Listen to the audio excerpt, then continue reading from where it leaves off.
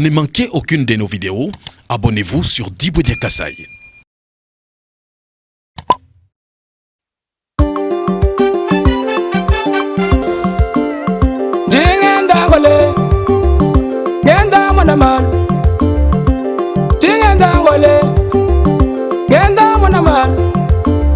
Sivani tatu baya sivani mamwan akanda la balaje tiwa mumala tikenga babula kufa tatu ni mamumba kwanga bali bali babula be.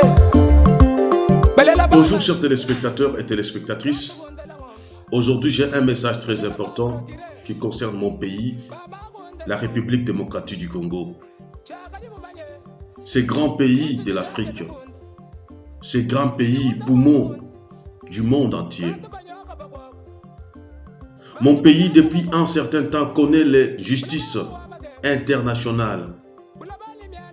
La partie est de la RDC, tellement convoitée à cause de ses minéraux, est devenue une partie où l'on tue chaque jour mes frères et sœurs, où l'on tue les enfants, les femmes enceintes, où on égorge les pasteurs, on égorge les serviteurs de Dieu sous toutes leurs formes. Qu'est-ce que nous avons fait? Qu'est-ce que mon pays a fait pour mériter tout ça? Pour la petite histoire, à cause de son hospitalité, en 1994, la République démocratique du Congo avait reçu dans son sang les réfugiés qui fouillaient les génocides rwandais. Et ces génocides rwandais qui étaient véritablement un cauchemar pour les Rwandais s'est retourné contre les Congolais parce que pendant que je vous parle, les réfugiés de 1994, ce sont eux qui sont à la base de l'insécurité dans mon pays. Depuis cette année-là, jusqu'à aujourd'hui, la République démocratique du Congo compte 13 millions de morts. 13 millions de morts, soit plus de 2 fois la population du Rwanda. Qu'est-ce que mon pays a fait pour mériter ces morts? Les femmes enceintes sont déchirées pour voir les fœtus qui sont dans leur sein. Les enfants, quel que soit leur âge, sont tués par les rebelles. Pourquoi toute cette atrocité ne fait pas mal aux décideurs du monde pour venir au rescousse de la population congolaise? Est-ce que les Congolais ne sont pas des humains? Est-ce que les Congolais, leurs pleurs, leurs morts ne touchent pas les décideurs du monde? Ou ceux qui sont vraiment les humains, ce ne sont que les gens qui ont la peau blanche? À tous les Congolais qui me suivent maintenant, à tous mes frères et sœurs qui sont dans les territoires de Rutshuru, qui sont à Bunagana, qui sont à Goma, qui sont dans la partie est de la République démocratique du Congo, sachez bien que tous les Congolais sont derrière vous. Nous ne pouvons pas vous abandonner. Nous ne pouvons pas vous laisser. Nous sommes derrière vous pour vous soutenir, pour soutenir les efforts de FARDC. N'ouvrez pas les oreilles pour écouter l'ennemi, parce que l'ennemi a utilisé plusieurs astuces. L'ennemi a utilisé les médias pour vous désorienter, pour vous donner les fausses informations. Mais je peux quand même vous rassurer que les FARDC se comportent bien. Les FARDC sont là, ils ont accepté de mourir pour sauver l'intégrité nationale, pour sauver la population congolaise.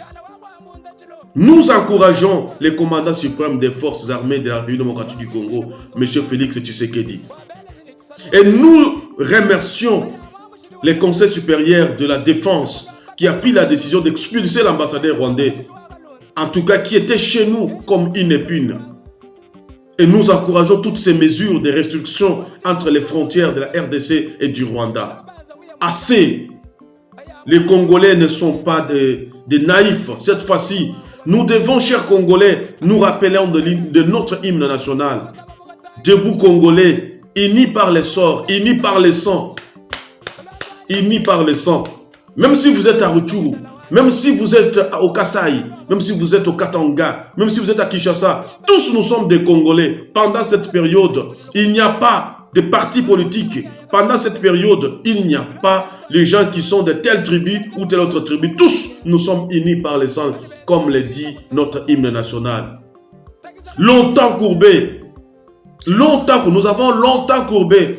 Nous avons longtemps ouvert la porte à l'ennemi. À tout moment où ces terroristes du M23, les terroristes qui sont dans la partie est de mon pays, faisaient la terreur, les gouvernements de l'époque les avaient habitués. Ils étaient beaucoup plus capricieux. Et à tout moment, quand ils venaient avec leurs offres, ils faisaient cela et l'ennemi les appelait au dialogue. Et ces dialogues-là, c'était pour les intégrer dans notre armée, les mixer dans notre armée. Et ce mixage, cette intégration a fait aujourd'hui que l'on puisse avoir les infiltrés qui donnent les informations aux pays ennemis. Et ces informations-là ont un tout petit peu fragilisé nos forces armées. Mais pendant que je vous parle, l'opération est très sérieuse parce qu'on est en train d'évacuer tous les infiltrés. Et nos FARDC se comportent bien.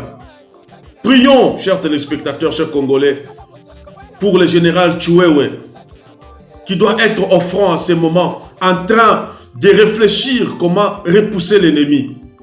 Et même vous qui êtes encore dans les rangs de l'ennemi.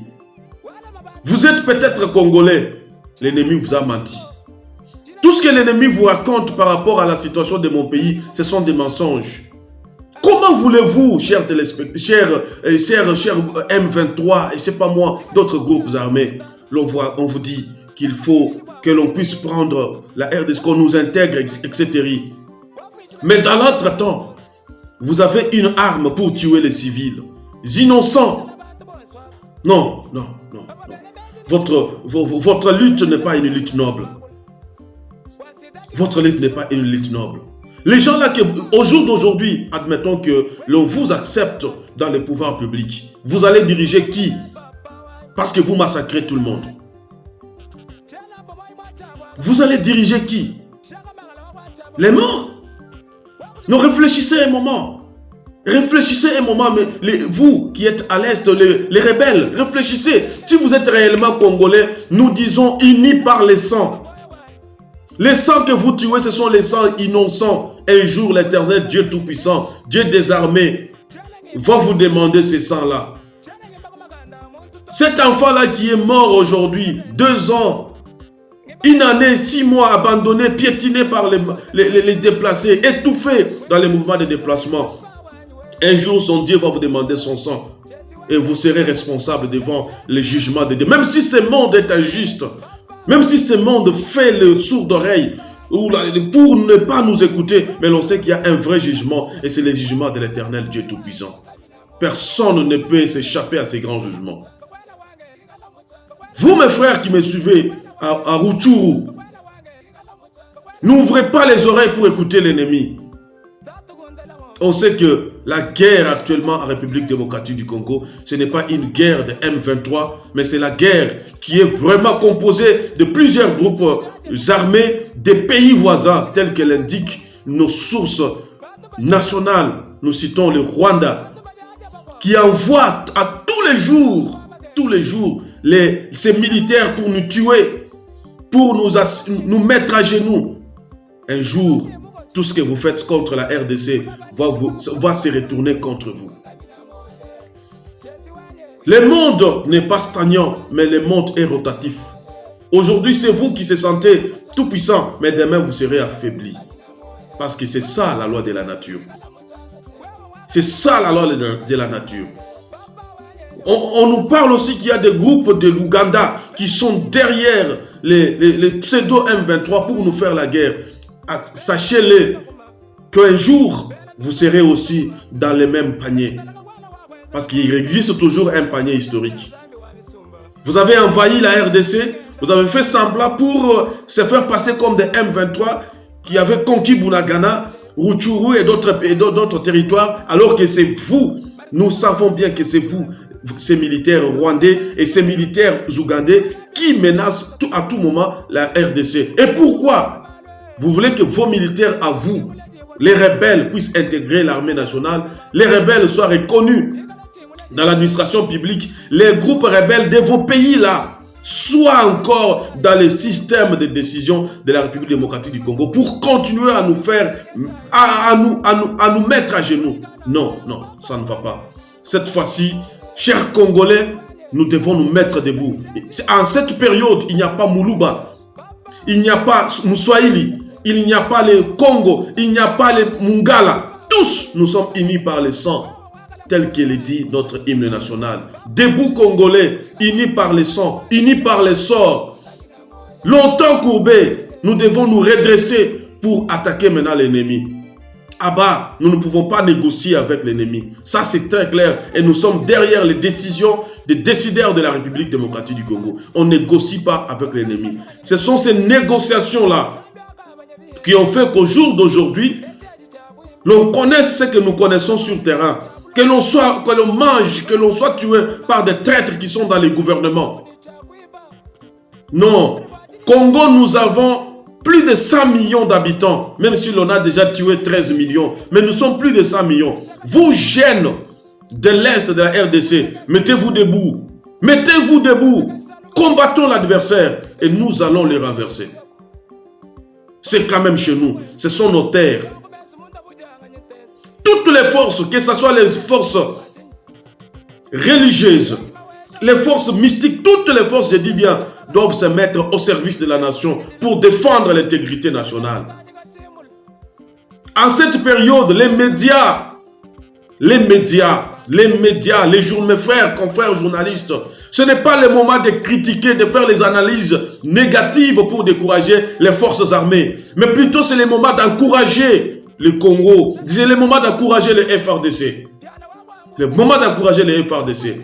Nous devons attaquer l'ennemi. Nous devons cette fois-ci répondre positivement pour contraindre l'ennemi à ne pas avancer. Parce que son intention, c'est d'arriver jusqu'à Goma. Mais il ne va pas arriver. Il ne va pas arriver, je le dis bien. À partir d'hier soir, nous avons appris que les FARDC ont commencé à reconquérir d'autres territoires qui étaient entre les mains des pseudo M23 composés du Rwanda, Ouganda, et ainsi de suite. Communauté internationale, Dieu vous voit. Vous ne voulez pas intervenir en RDC. Les morts, les Congolais ne vous font pas mal. Dieu vous voit. Dieu vous voit. Dieu vous voit. Merci. Merci beaucoup.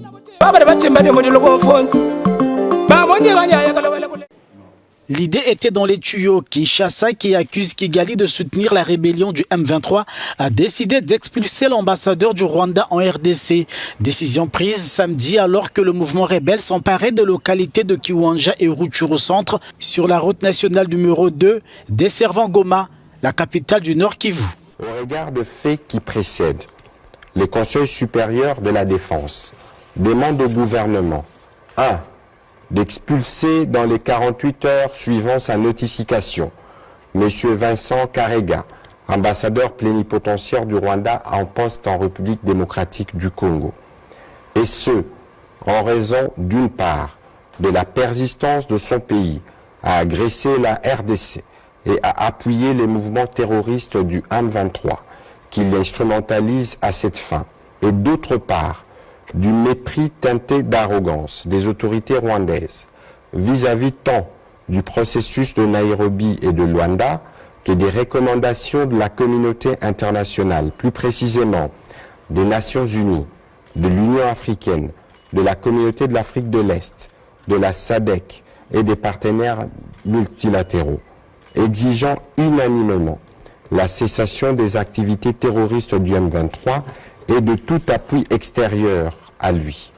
Son retrait sans délai, ni condition. Dans un communiqué, le Rwanda a noté avec regret dimanche la décision de la RDC d'expulser son ambassadeur à Kinshasa.